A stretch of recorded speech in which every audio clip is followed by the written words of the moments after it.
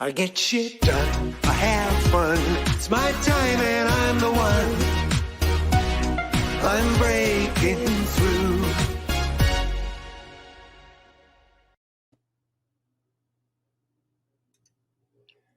Hello and welcome to the Business Renovator. The question today is, can a fly break through glass? Hang around and find out what the answer to that might be. Going to be a heated debate between myself and my good friend, Dave Watkins.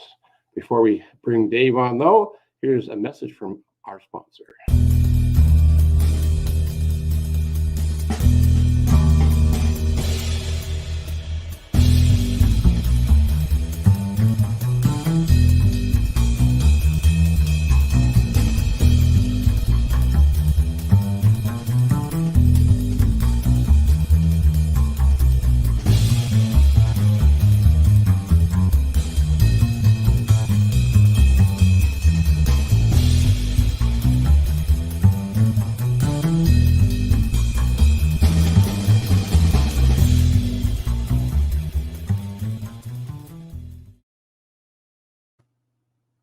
So if you have a question for a business coach, guess what? I'm one.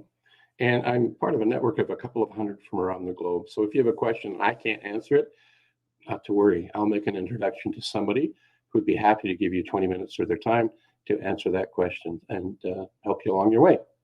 As well as if you could remember to share this out with your friends, your community, if there's some value to this. And who comes to mind that you know that has a story, a message that needs to be heard that you would like to introduce? Maybe it's yourself, somebody within your organization or association you hang out with.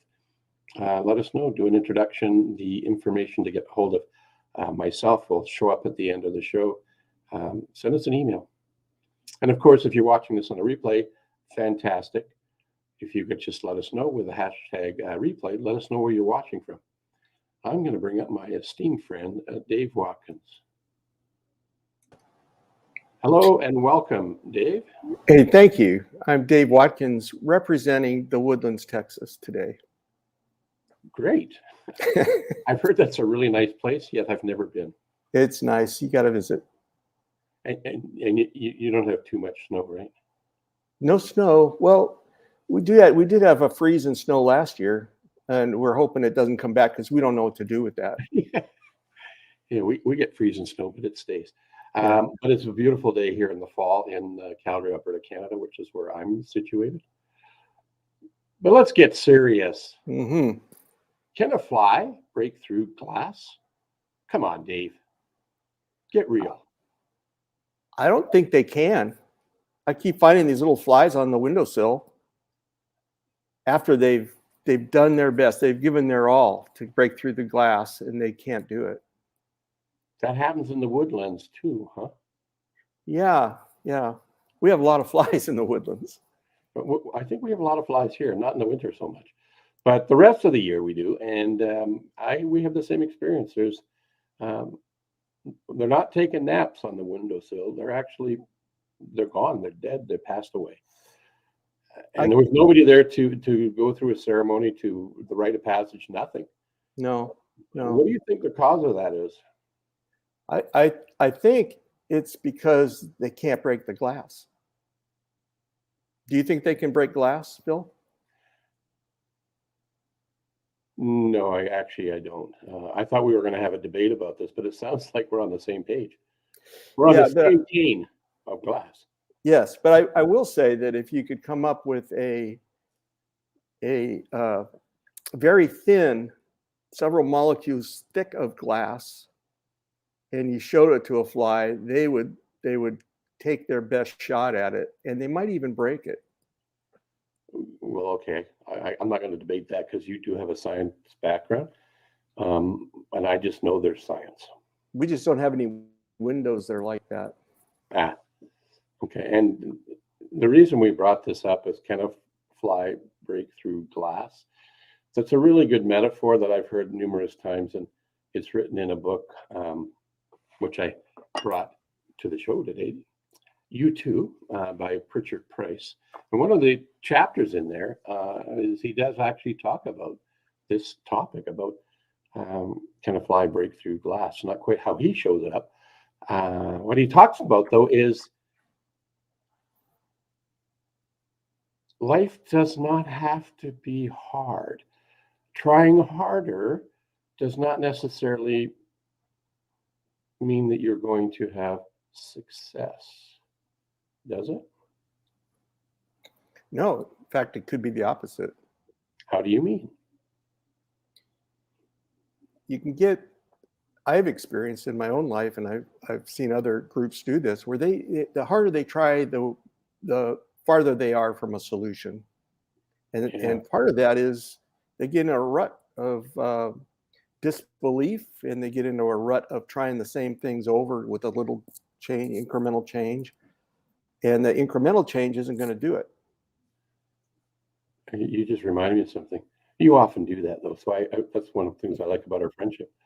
So you know what a definition of a rut is? No, I don't. It's a grave just with no ends.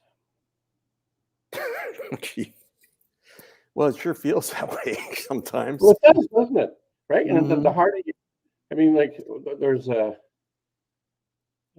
I forget what whose quote it is and how it exactly goes, but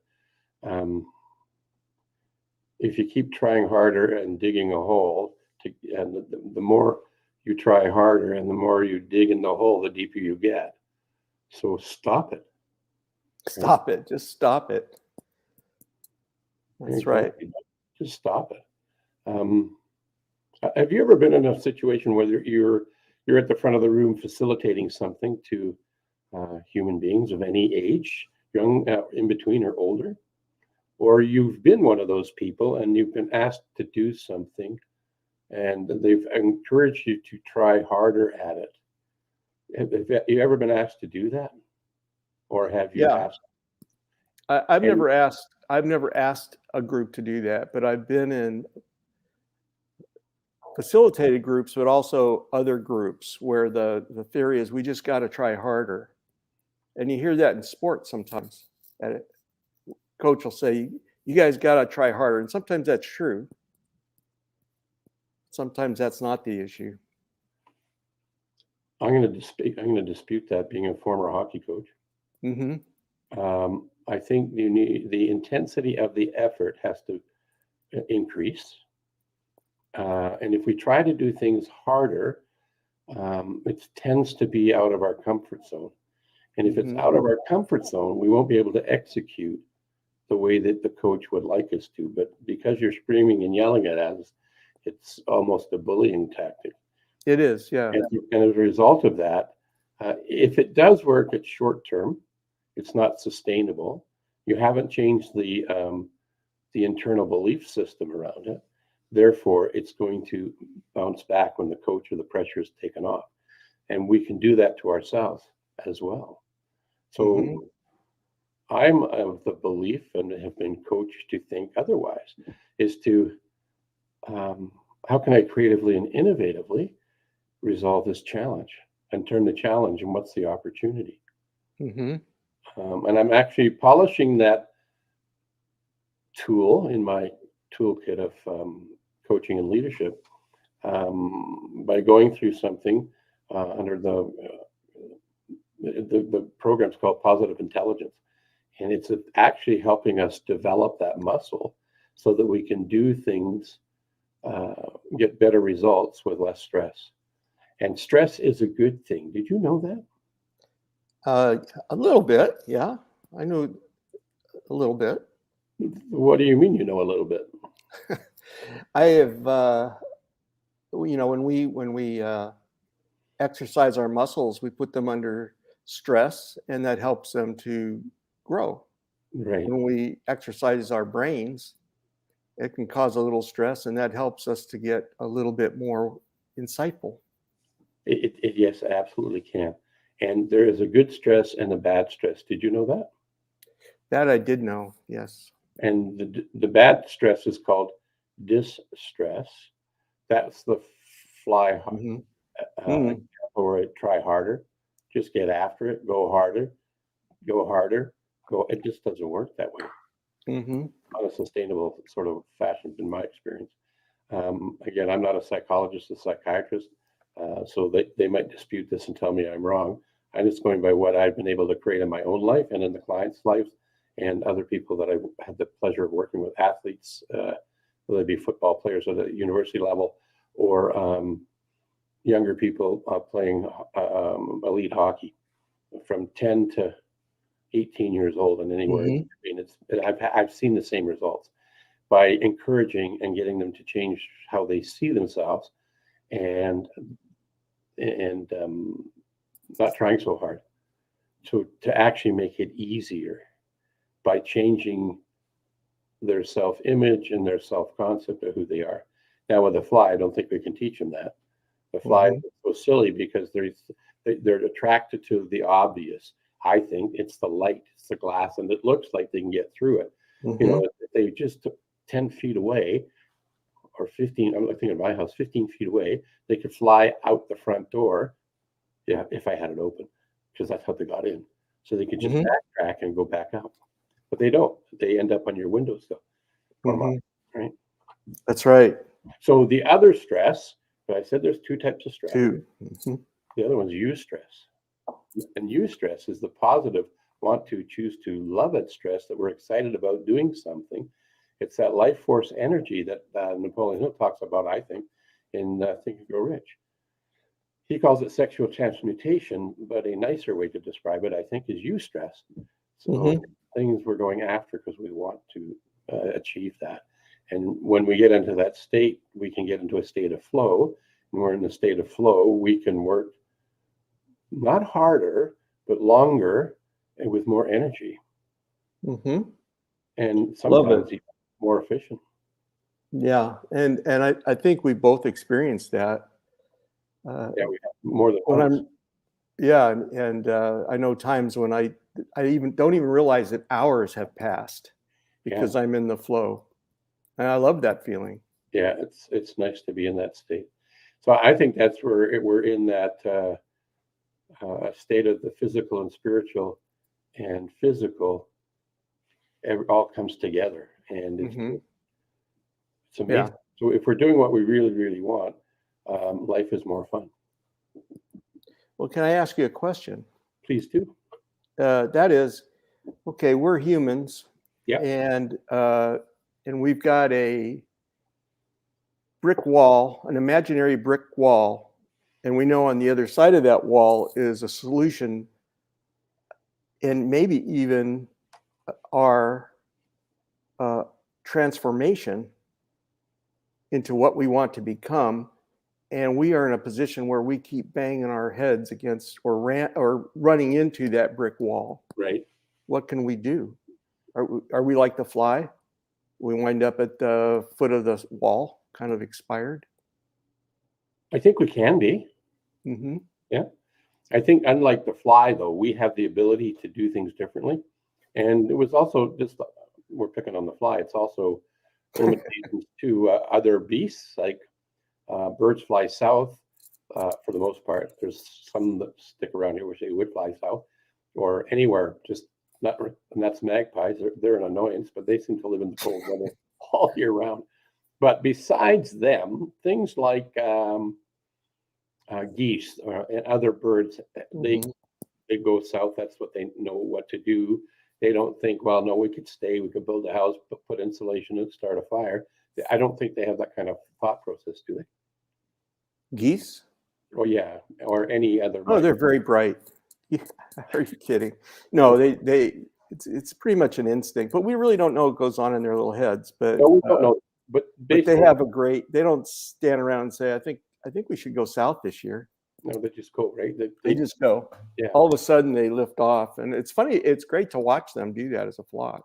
It is, yes. And they're very clever in how they fly. They fly in that V and they do it in teamwork. So there are some parallels there that we could borrow from them in terms of making things easier instead of harder. So they've got a way of breaking through their own glass because they do have long flights, and then they do it in that V shape, and the V shape allows them to fly easily, not harder. And then they rotate who's leading, and then everybody else is in the draft. Anywho, I think though we as human beings, we have the ability to make choices. And this program I'm going through, I'm not going to talk about it much on this show because I'm not expert in it. I'm still consciously incompetent around it, but I'm getting much better at it. But they do talk about some common things that I'm aware of already, and we become what we think about most of the time. And we have a bunch of, 9. There's 9 saboteurs that get in our way and protect us. So when we were kids, apparently, it was really important to have these saboteurs helping us form our existence and our humanness. However, as we get older, they're more of a roadblock. So all of us have these, and if we don't manage them or deal with them, then they're going to impact us in a less than powerful way. To kind of keep us in the mindset of a fly, and we're trying to break through our wall or our glass. There's another way to do it. And the other side of that is that we become possibility thinking individuals. In this particular course, they call them sages. And we look at what the possibility could be. So we do a 180 instead of beating ourselves up and having all these reasons why we can't get shit done, which is one of the phrases in the opening of the business renovator, is looking at ways to make stuff happen. And if we focus on possibilities, we're more likely to find them than bashing ourselves in the head, metaphorically, like a fly does. Mm-hmm. Can I share a story where I actually saw this happen 2 days ago? This is a story where we, as you know, Phil, but no one else knows, I'm on the board of a condo association, which can be a frightful experience Yes, it can. at times. Yeah. And we have a problem where we were trying to come up with some money to pay for repairs that were put in place by the builder, or not put in place, but the damage was caused by the builder. And we sat around, we thought of everything, and then we have a new member on the board, knows nothing really about the situation, totally fresh eyes. And she just says, let's do this. Right on the button. And now what do I think of that? I think that sometimes breaking through those walls requires those fresh eyes. And a lot of times we don't engage other people. And I was so happy that she, with her fresh eyes, saw right through the wall that we were beating ourselves against and knew how to get through it. This was not a planned segue, but I think it's a great one. That's the value of having a coach, a mentor, or accountability partner, is they see things with less emotion and from a different point of view. They don't have the same scotomas as we do, or blind spots, and we all have them to a certain degree in all of our 5 senses. The scotomas are like the blinders on a horse. You put them on so they can't see to the left or to the right without turning their head. Well, we have those. We don't wear blinders. That's a metaphor. Because of the way we're programmed as human beings, like we have this thing called the reticular activating system, which I don't know if a fly has that. I've never looked into it or not, but we have that. So I can talk about that, and I've experienced that as well. And what I'm talking about is we have this net-like group of neurons that are like a screen window. That wouldn't help a fly either, because that's the idea. Well, actually, it would help the homeowner, because if you had the screen window open and the screen was there, fly couldn't get in. If you take the screen out, fly can get in. So that's why we have them in Canada, so we can let the good stuff in and keep the bad stuff out. Well, can I say, don't let me break your train of thought, but I want to say that we have them in Texas as well. But our flies are so smart. They stand in line outside the door. So when we open the door, they're right there and they're in. they know you got some good shit inside the house. Yeah, they do. So the reticular activating system is a tool that whether you believe me or not, we all have it. Where's a good example of that is that if you've ever bought, well, I'll ask you, ever bought a new car or a newer car than the car you had before? Yes, sir, I have. And you drive that vehicle around, what did you notice besides the fact you like the car a lot better than the one you had usually? What did you notice outside of that? I noticed every time I start seeing lots of other cars like the one I bought. Yeah, Every time. yeah, every time. So that's our reticular activating system, because what its job is to do is it manages awareness. So that's why the power of setting goals, unlike the fly, probably doesn't set goals. It just instinctively does what it does. We get to change that though by setting the end results we're trying to get to. In any area of our life, we get to make choices to improve or choices not to do anything. Either way, it's a choice. And the reticular activating system helps us in that space. So as soon as we plant that seed thought, the goal, our reticular activating system starts to work on it. So you had an example kind of like that just a moment ago, where you talked about new set of eyes came into your board meeting, and because of her openness and her different point of view, your reticular activating system helped get her into the community, and she came up with an idea based on the problem you presented her. Some would say that's woo-woo. I don't think it is. I was just very grateful. Having set goals and having end results you're wanting to work towards getting to, it'll help get. And if there are things you really, really want, and no matter what, and I've actually had it where I've set some goals and I've been so invested in getting them that I didn't care if people laughed at me, called me stupid, asked me what I've been smoking. I didn't care because I wanted to get there. And you know what? I didn't get there every time, but I became a better person because I was attempting to get there. And then sometimes when I was getting towards what I thought I wanted, I realized, no, that's not really what I wanted. So it's okay to change the goal. But it provided me the choices besides trying to crash through the glass window, which I knew that's from a fly's point of view, is not a very smart thing to do. So the reticular activating system plays a big role in that. The other thing that it does is it keeps us away from danger, or it keeps us away from things that don't take us to our goal. It also does that. It filters the bad stuff or things that are irrelevant. So the scotomas pop up because it's not important. When we make them important, it can see them. And often once you set the goal and let the RAS do its thing, opportunity comes to you way much quicker. That's bad English.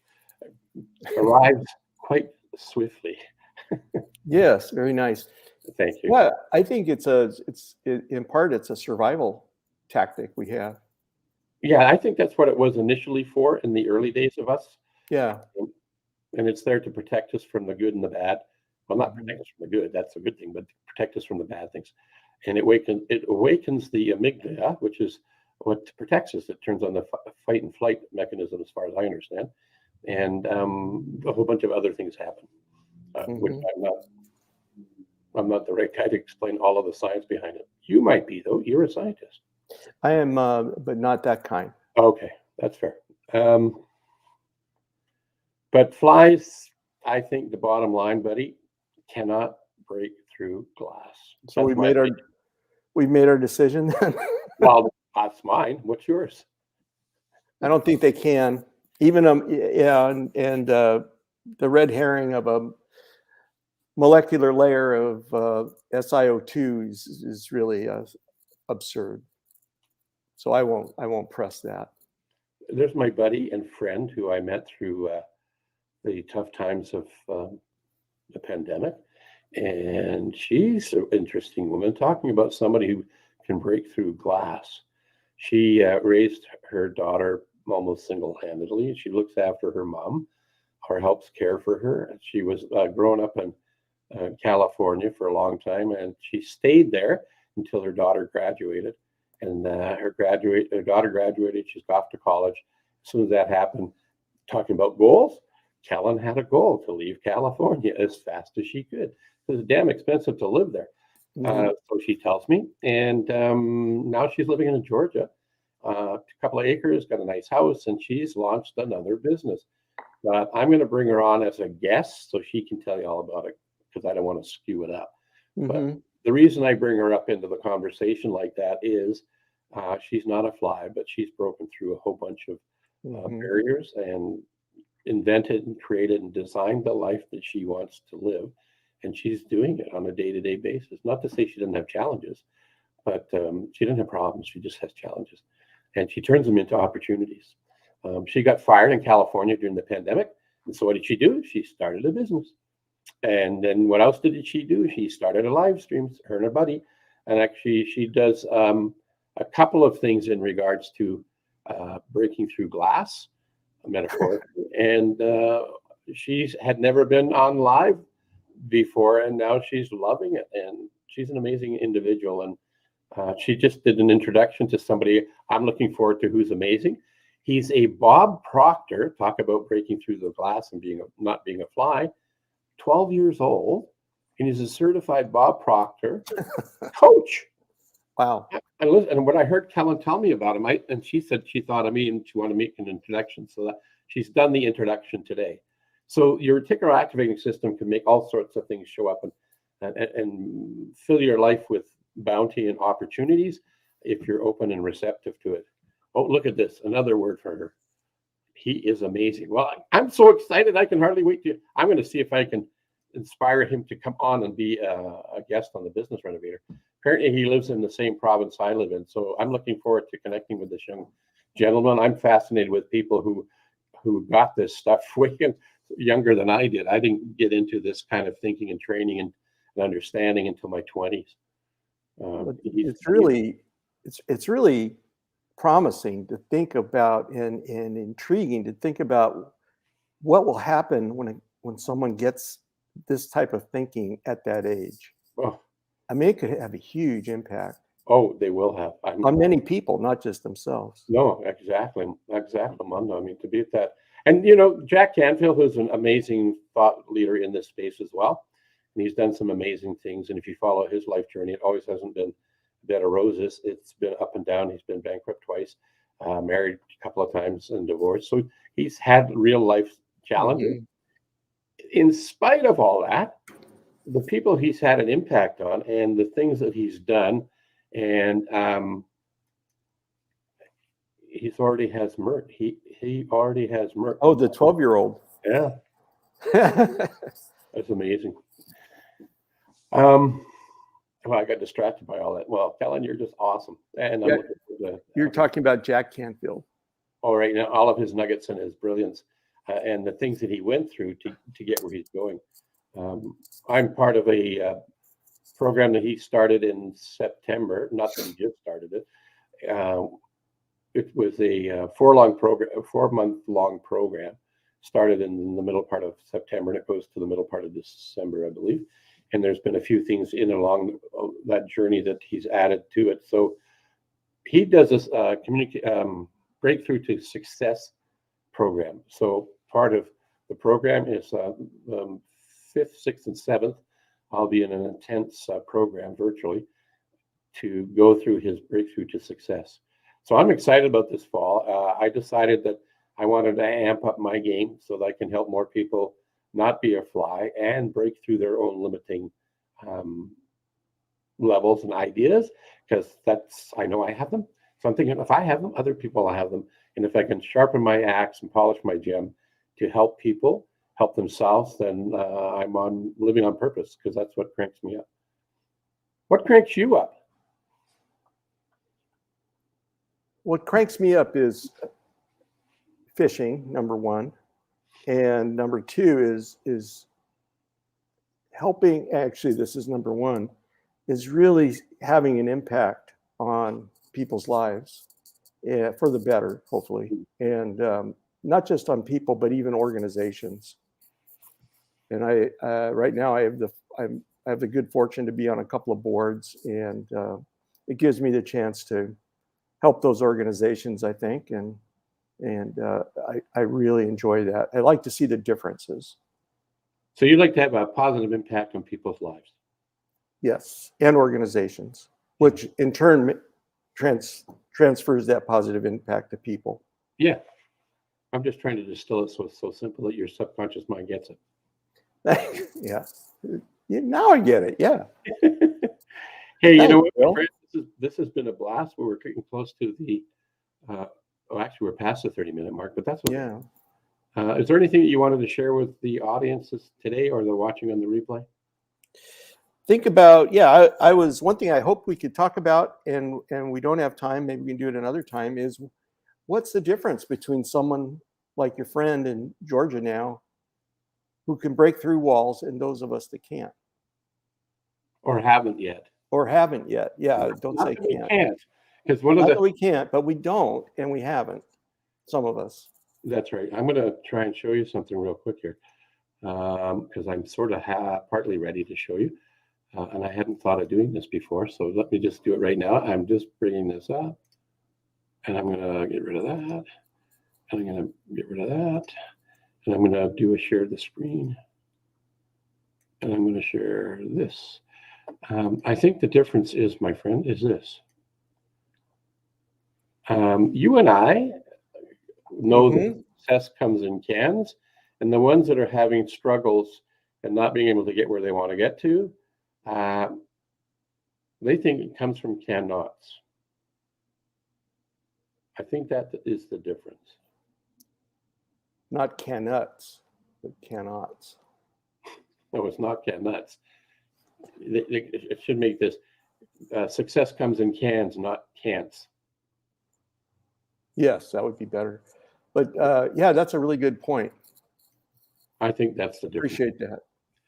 So on that, I think that's what Kellen's done. She's an opportunity, possibility thinker, and when she makes up her mind to do something, she goes out and does it. Whether it's raising her daughter, building a business, or just being a damn good friend. She's all of those. She's wonderful. Kind of like you. You're wonderful. Which is my segue to end the show. Okay, get lost, Dave. No, not lost, but I want to bring this up because it's right into, I just forget where I hide it. It's right here. See, because you and I are wonderful, as is Kellen and all of the other people that are watching this live or on the replay. The you in there is actually representing a representative you, and we're all unique, and in that we're all truly wonderful. So go and act like it. That's what I got to say about that. And now that is a wrap. I get shit done, I have fun. It's my time and I'm the one. I'm breaking through.